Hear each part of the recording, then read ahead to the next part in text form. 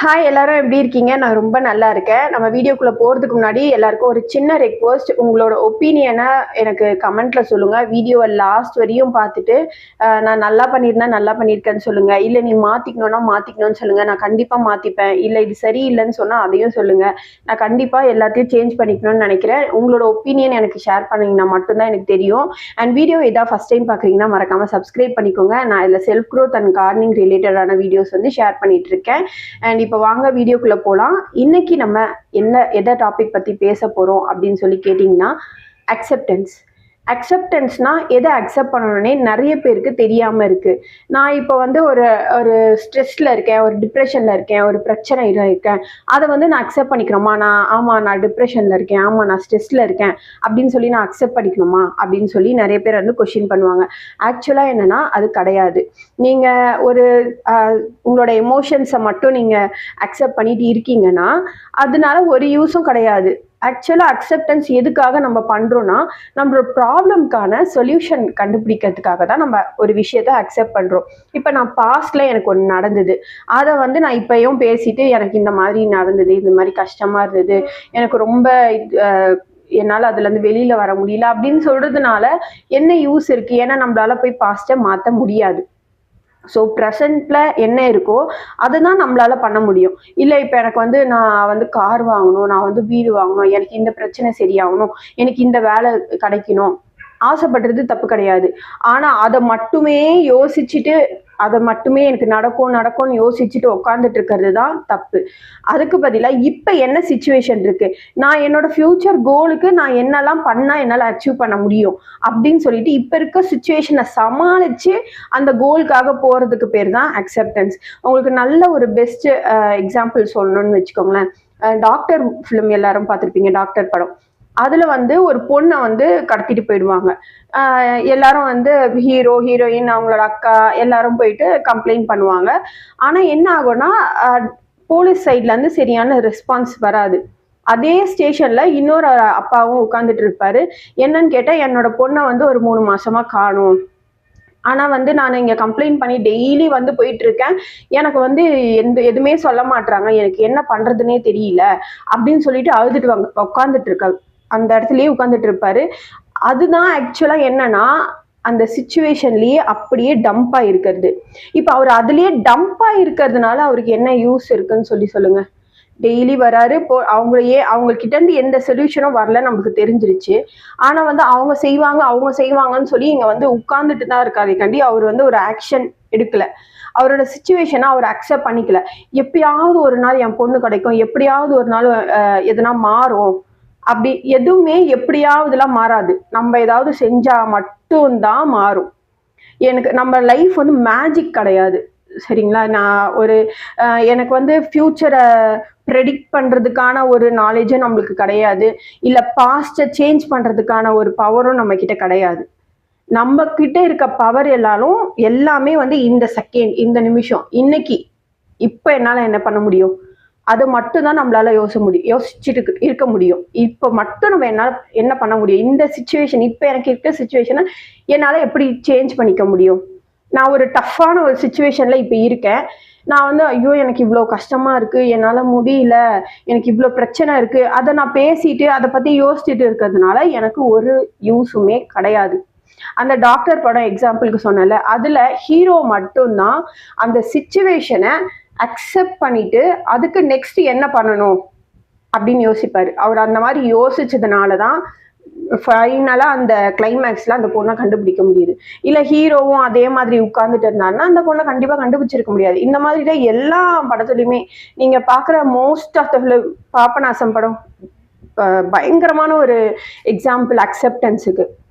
நீங்க அந்த பொண்ணு அவங்க அம்மாவும் ஏதோ ஒரு அவங்களோட ஒரு சுச்சுவேஷன் அவங்கள காப்பாத்திக்கிறதுக்காக ஏதோ ஒரு பண்ண போய் அந்த பையன் இறந்துருவான்.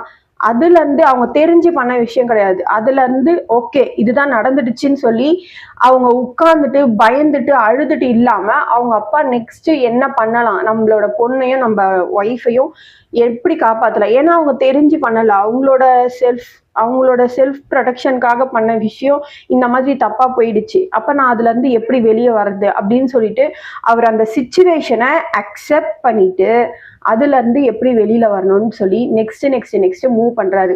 நம்மளுக்கு எப்போ அந்த நெக்ஸ்ட் மூவ் போகணும் அப்படின்னு சொல்லி நம்மளுக்கு தாட் வரும் நீங்கள் யோசிச்சிங்கன்னா, எப்போ நம்ம சிச்சுவேஷனை அக்செப்ட் பண்ணுறோமோ அப்போ தான் நம்மளுக்கு நெக்ஸ்ட் என்ன பண்ணுறதுன்ற ஐடியாவே நம்ம பிரெயினுக்கு வரும். நம்ம பிரெயின் வந்து அந்த மாதிரி தான் நம்மளுக்கு டிசைன் பண்ணியிருக்காங்க.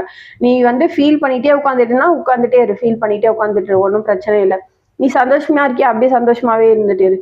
நீ என்ன இப்போ ஆக்சுவலாக என்னன்னா, இப்போ பாஸ்ட்டை வந்து எனக்கு நிறைய பேர் சொல்கிறது என்னென்னா, நான் வந்து எனக்கு இது ஆயிடுச்சுன்னா நான் சந்தோஷப்படுவேன், நான் வீடு கட்டிட்டா நான் சந்தோஷப்படுவேன், நான் கார் வாங்கிட்டா நான் சந்தோஷப்படுவேன், நான் ஒரு பிஸ்னஸ் ஸ்டார்ட் பண்ணிட்டா நான் சந்தோஷப்படுவேன், நான் ஒரு பிஸ்னஸ் ஸ்டார்ட் பண்ணிட்டா என் லைஃப் நல்லா இருக்கும் அப்படின்னு சொல்லிட்டு ஃப்யூச்சரை பற்றியே யோசிச்சுட்டு இது நடக்கும் நடக்கும் நடக்கும். இன்னொன்று அந்த மேனிஃபெஸ்டேஷன் பற்றி நிறைய பேர் தப்பாகவும் இதை மாதிரி ஒரு விஷயத்தில் தப்பாகவும் நினச்சிட்டு இருக்காங்க. ஜஸ்ட் நான் உட்காந்து எழுதிட்டு ஜஸ்ட் நான் டெய்லி படிச்சுட்டா மட்டும் என் லைஃப் மாறிடும் அப்படின்னு சொல்லிட்டு ஃப்யூச்சரை பற்றியே ஒரு ட்ரீமான ஒரு லைஃப்லேயே வாழ்ந்துட்டு இருக்காங்க. இப்போ இருக்கிறது இன்னைக்கு நான் என்ன பண்ணணுன்றத அந்த ட்ரீமில் விட்டுடுறாங்க. அப்படி விட்டுடுற போது அவங்களால எப்படி அந்த ஃபியூச்சர்ல இருக்கிறத அச்சீவ் பண்ண முடியும்? நிறைய பேர் நம்ம கூட இருக்கவங்களே சொல்றத கேட்டிருப்போம். இது பண்ணணும், அது பண்ணணும், எதேதோ சொல்லுவாங்க. நான் இதை அச்சீவ் பண்ணணும், நிறைய விஷயம் சொல்லுவாங்க. ஆனா என்ன பண்ணுவாங்கன்னா, இயர்ஸ் வந்து போயிட்டே இருக்கும், அவங்க அங்கேயே தான் இருப்பாங்க. ஏன்னா அவங்க அந்த ட்ரீம்லயே தான் இருக்காங்க. அவங்க ஆக்ஷன் டேக் பண்ணலை. அந்த சிச்சுவேஷனை அவங்க அக்செப்ட் பண்ணிட்டு நெக்ஸ்ட் நான் இதுக்காக என்ன பண்ணணும்னு ஆக்ஷன் எடுக்கலை. அந்த ரீசன்னால தான் அவங்க எந்த இடத்துலையே இருக்காங்க. ஸோ சிச்சுவேஷனை அக்செப்ட் பண்ணுறது ரொம்ப ரொம்ப ரொம்ப ரொம்ப முக்கியம். ஒரு சிச்சுவேஷனை அக்செப்ட் பண்ணிக்கிட்டாதான் நம்மளால நெக்ஸ்ட் என்ன பண்ண முடியும் அப்படின்னு சொல்லிட்டு யோசிக்க முடியும். இப்போ என்னோட கேஸில் எடுத்துக்கிட்டிங்கன்னா, நானும் நிறைய வாட்டி அந்த மாதிரி இருந்திருக்கேன். இப்போ கண்டிப்பாக அப்படி கிடையாது. நான் மாற்றிக்கிட்டேன். என்ன நான் மெயினாக சொல்லணும்னா, என்னோட டெலிவரி டைமில், செகண்ட் பேபி டெலிவரி டைமில் எனக்கு என்னோட பையனை விட்டுட்டு இருக்க முடியல. ரியாலிட்டி என்னன்னா, எனக்கு டெலிவரி ஆக போது, நான் வீட்டுக்கு வரப்போகிறேன், என் பையன் கூடலாம் இருக்க தான் போகிறேன். பட் அந்த 3 நாள் என் பையனை விட்டுட்டு என்னால் இருக்க முடியல. அந்த ரியாலிட்டியை என்னால் அக்செப்ட் பண்ணிக்க முடியல. நான் என் பையன் தனியாக வீட்டில் இருக்கான், அஃப்கோர்ஸ் பார்த்துக்கிறதுக்கு ஆள் இருக்காங்க, இருந்தாலும் நான் அவனை விட்டு ஒரு நாள் கூட இருந்தது இல்லை. அந்த மாதிரி நான் இப்போ விட்டுட்டு இருக்கனே அப்படின்னு சொல்லி என்னால் அந்த அக்செப்ட் பண்ணிக்க முடியல. ரியாலிட்டி அக்செப்ட் பண்ணிக்க முடியாமல் அழுது அழுது அழுது ஃபீல் பண்ணி பிபி அதிகமாகி ஐசியூவில் வச்சு இன்னும் நான் இருக்க வேண்டியது ஒரு 5 days தான் ஹாஸ்பிட்டலில். ஆனால் இன்னும் எக்ஸ்ட்ரா டேஸ் ஹாஸ்பிட்டலில் இருந்து வந்தேன். இதுலேருந்து என்ன தெரியுதுன்னா, நான் அந்த டைமே நான் ரியலைஸ் பண்ணிக்கலாம், இன்னும் கொஞ்ச நாள் தான், நான் ஒரு 4-5 நாள் எங்கள் ஹாஸ்பிட்டலில் இருந்துட்டா நம்ம வீட்டுக்கு போகிறோம், பையன் கூட இருக்க போகிறோம் அப்படின்ற ரியாலிட்டியை என் பிரெயினும் நானும் அக்செப்ட் பண்ணிக்க ரெடியாக இல்லை. என்னால் அப்போ அக்செப்ட் பண்ணிக்க முடியல. அதனால எனக்கு என்ன வந்ததுன்னா, வெறும் பிரச்சனை தான் வந்தது. ஸோ கன்க்ளூஷன் என்னன்னா, ஒன்று சொல்லுவாங்கள்ல, ஒரு ப்ராவர்ப் ஒன்று சொல்லுவாங்கள்ல, எனக்கு கரெக்டாக தெரியல, எனக்கு தெரிஞ்ச வரைக்கும் நான் சொல்கிறேன். வேலையை செய், பலனை எதிர்பார்க்காது. இதுதான் நம்மளோட லைஃப்பில் நம்ம செய்ய வேண்டிய பெரிய ஒரு விஷயம். நம்ம லைஃப்பில் நம்மளுக்கு ஃபஸ்ட்டு இருக்க வேண்டிய விஷயம் இதுதான். வேலையை செய், பலனை எதிர்பார்க்காது. நம்ம என்ன பண்ணணுமோ பண்ணிகிட்டே இருங்க. அதோட என்ன ஒரு வேலை செஞ்சாலும் அதுக்கான ரிஃப்ளெக்ஷன் நம்மளுக்கு கண்டிப்பாக இருக்கும். அந்த ரிஃப்ளெக்ஷனை பற்றி நம்ம யோசிக்க தேவையில்லை. அது கண்டிப்பாக எப்போ இருந்தாலும் நம்மக்கிட்ட வரும். நம்மள ஃபுல் டெடிக்கேட்டடோட நம்மளால முடிஞ்ச அளவுக்கு நம்மளோட வேலையை மட்டும் நம்மளை செஞ்சால் போதும். நமக்கு தேவையானது எல்லாமே கிடைக்கும். நம்மளால ஹாப்பியாக இருக்க முடியும்.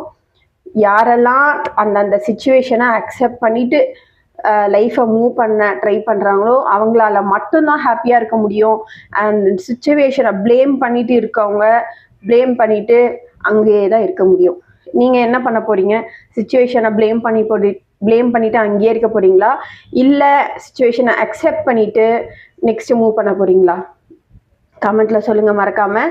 இந்த வீடியோ கண்டிப்பாக உங்களுக்கு யூஸ்ஃபுல்லாக இருந்திருக்கும்னு நினைக்கிறேன். நாளைக்கு ஒரு சூப்பரான ஒரு வீடியோவோட வந்து மீட் பண்ணுறேன். அண்டு நம்ம 30 days சேலஞ்சில் கிட்ட நெருங்கிட்டே இருக்கும். 35th day, இன்னும் 5 days தான் இருக்குது. உங்களுக்கு எண்ட் ஆஃப் த டேயில் நான் இதுக்கான ஒரு ஃபுல் சார்ட் நான் ஒன்று போட்டு வச்சுருக்கேன். அதை உங்களுக்கு கூட ஷேர் பண்ணிக்கிறேன். அது மட்டும் இல்லாமல் நான் எப்படி வீடியோ எடுக்கிறேன், எப்படி வீடியோ எடிட் பண்ணுறேன், எல்லாமே நான் உங்கள் கூட ஷேர் பண்ணிக்கலான்னு இருக்கிறேன். கண்டிப்பாக உங்களுக்கு யூஸ்ஃபுல்லாக இருக்கும். மறக்காமல் சப்ஸ்கிரைப் பண்ணிக்கோங்க. அண்ட் நாளைக்கு மீட் பண்ணலாம். தேங்க்யூ ஃபார் வாட்சிங். பாய்.